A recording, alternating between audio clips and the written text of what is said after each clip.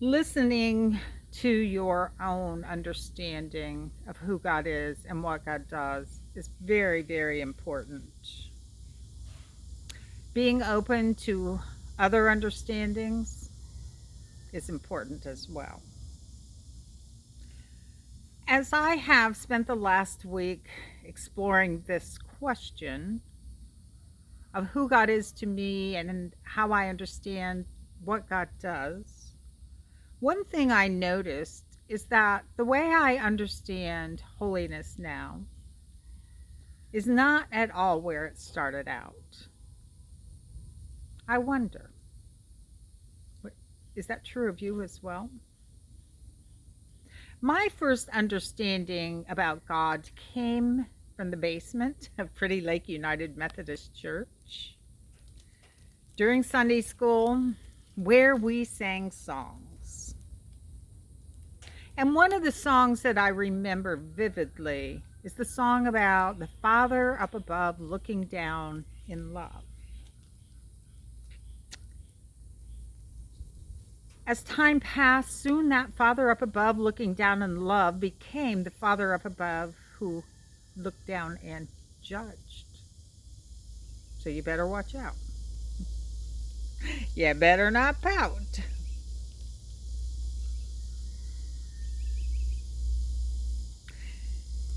This God up above looking down to judge was busy separating the goats from the sheep, cats from the dogs. Stop. Good from evil, sinners and saints, chaff and wheat. This was a binary God, the God of heaven or hell. In my 20s, I was introduced to the God who was omnipotent, omnipresent, omniscient.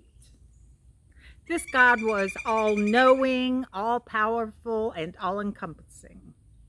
This God was everywhere. And I was fascinated and frightened. In my 30s, I learned about the God who opens and closes doors. The God who determines life events and doles out life lessons. And at some point along the way, I also learned about the God who rewards right behavior with prosperity. And that's not where I am today. Today, when I think about who God is and what God does, this is my understanding. And it doesn't need to be your understanding. It doesn't need to be our understanding. Because God is still speaking.